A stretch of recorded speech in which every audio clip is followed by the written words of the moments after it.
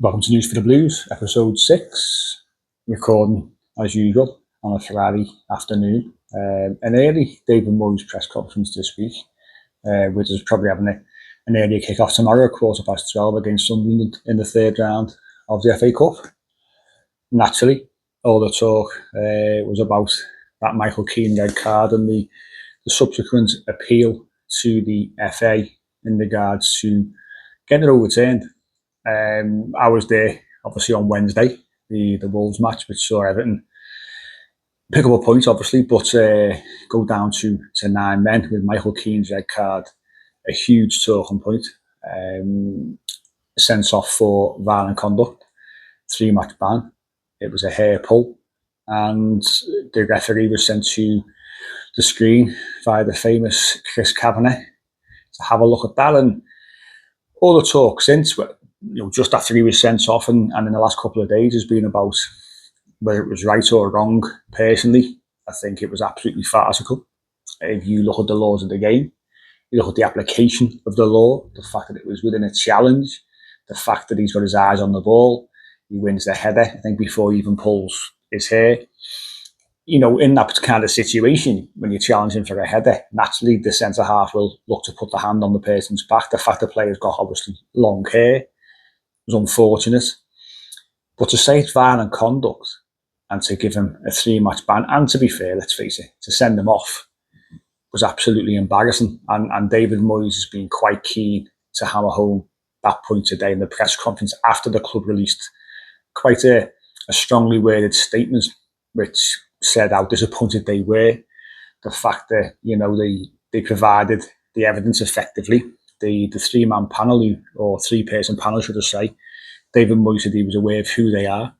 Thought it was embarrassing, really, in terms of not overturning the 3-match ban.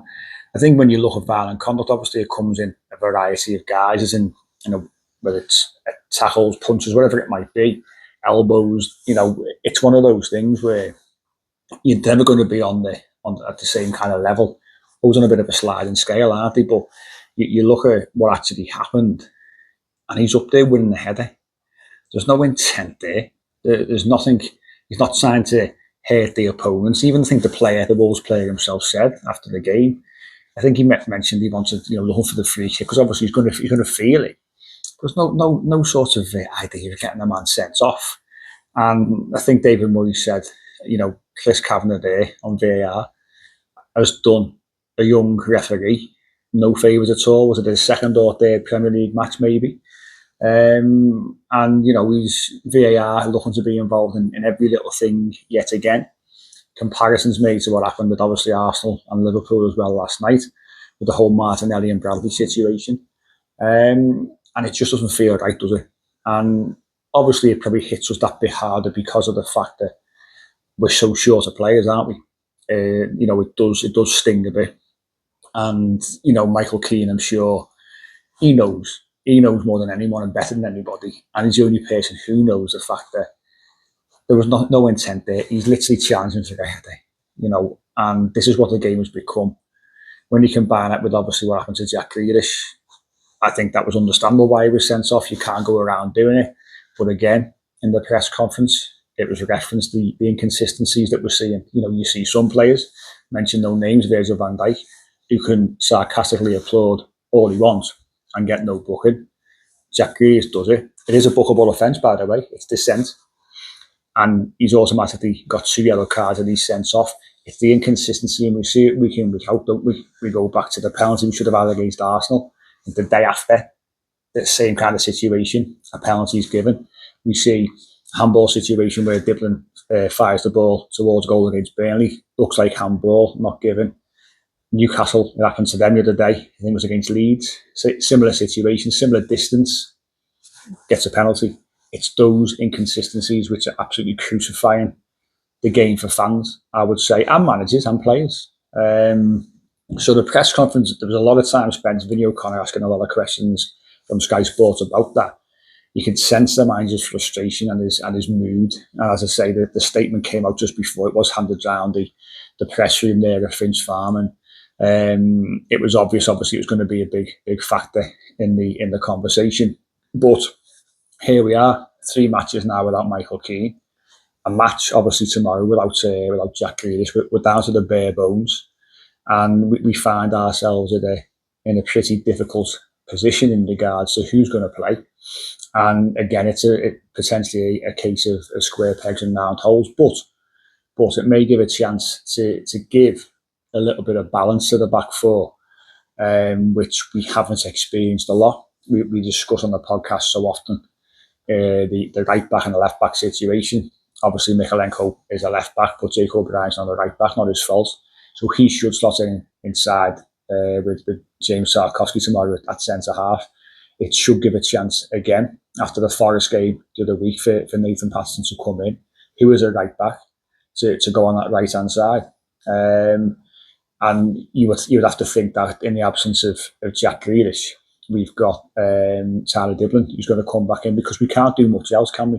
You know, you've got the back four, as just mentioned. You'd assume Pickford in goal, Irabuna and Garner in the middle, Dibblin on the right, McNeil moved over to the left hand side, Harrison Armstrong sort of in that 10 position, although it's quite interchangeable between James Garner, him and Irabuna, and either Barry or Beto up front. So it's quite easy to pick the 11, I would say, for tomorrow, unless David Moyes has got something up his sleeve. But I can't see what else he can actually do. I suppose a little bit of positive news is the fact that he did mention that Jarrad Branthwaite is getting closer, which is good news. You know, we certainly need somebody of his ability back and available. We are struggling, we know that. The numbers are so small, but we've been without our best centre half for the whole season up to now. And even when he does come back, it's going to take him time to settle in and get up to speed. You know, it's been a long time. When was it? August, when he broke down with the injury. He was close to coming back. And in the end, obviously, he had to operate. So it's a long time. We're sort of 5 months into it now. We're over halfway through the season. So it's going to take him a little bit of time to get back up to speed. But listen, we are what we are. But hopefully, fingers crossed, we see Jarrad Branthwaite as we get that bit deeper into the month. Obviously, big game next weekend coming up away at Aston Villa. But most important game is the next one, and Everton, I'm sure, will be keen to right a few wrongs from Brentford and that second half against Wolves. You know, after a semi-decent first half, and if we go 2 up and Michael Keane's ever goes in, which hits the post, I think Everton win the game, no problem. We sort of play within ourselves a bit second half. Tarkowski vacated the space, let them in for the equaliser, and obviously the rest is history in terms of what happened after that. But Sunderland, tough game, of course it is. You know, in decent form, in a good league position, done really well since they've come up. They're going to be bringing 8,000 Sunderland fans to Hilderton Stadium. That will make for an incredible atmosphere. So it's going to be a tough task for us to actually look to win the game, but it's our home. You know, we've got to make sure that we make it hard for them to come and play. The players have just got to literally just try the best they can. You know, it's all about the effort and all about the intensity. It's a one-off game. It's a shootout. You know, it's not like the Premier League for me. You know, you can go there and you can have a right good go, and it's a little bit different. So let's see what happens there. Again, the manager was quizzed on the transfer window in regards to players being unavailable, more players being unavailable. Does it change things in the transfer window? The manager said potentially. He sort of said last week, didn't he, about he was non-committal before the Wolves game in the press conference on Tuesday, and said, you know, I can't see us being busy, but we could be busy. We could bring someone in. We might not bring somebody in, so non-committal, but he can't lose then, can he? If no one comes in, then he couldn't find the right player. They weren't available. And if they do, then it's a bonus. There's been a bit of talk, a bit of chatter around right backs again. Bogle at Leeds has been mentioned. So I've said it before over the last couple of weeks. I still expect Everton to do some kind of business this month. I think AFCON's having a bit of an impact on availability of certain players. Obviously, we can't wait to get those 2 lads back. Currently, as I'm sitting here now, about to kick off Senegal playing Mali in the quarter-final of AFCON. Both Jessica Garnagay and Iliman Ndiaye starting that game. The sooner they're back, the better. You know, the quality that both possess, really, really important for us. But the transfer window being fairly quiet for most clubs at this moment in time. as David Moyes said in the press conference, it's more so with the availability of the kind of player that they want, which is the biggest factor, and will be probably the biggest factor in the current window if nothing is done. So we'll see how things pan out. But most important thing is tomorrow, early kick-off, 12:15, Hill Dickinson Stadium, third round of the FA Cup.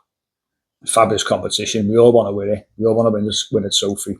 That's the first stage and the first step for us. So hopefully progressing in the competition. That's me for today. Short and sweet, I think. But obviously the Michael Keane saga was the big story over the last few days or so. Fingers crossed for some kind of positivity tomorrow. It's going to be a tough one. We're going to have to really dig in and try and grind that one out. But you never know with this Everton side. We've had some surprising results so far this season, haven't we? Thanks for watching. Thanks for listening. Bit of a different shirt this week. James Rodriguez on the back of the Colombia 24-25 away shirt. Fabulous shirt, by the way. So a little bit different, went away from the Everton shirts. But if you want to, as I said this in the past, you want to get involved with collecting your own shirts, starting a collection, adding to your collection. Loads of great sites out there. Classic football shirts. Obviously, there's a link in the description if you want to use that. That helps us obviously invest into the podcast and give back to those who do watch and do listen. Usual Fanatics kit bag as well. You will find some decent offers on there as well. Again, thanks for watching. Thanks for listening. Join us on Sunday for the usual podcast as we look back on that FA Cup tie against Sunderland, and we look ahead to the difficult shift to Villa Park next weekend. So we'll catch you then.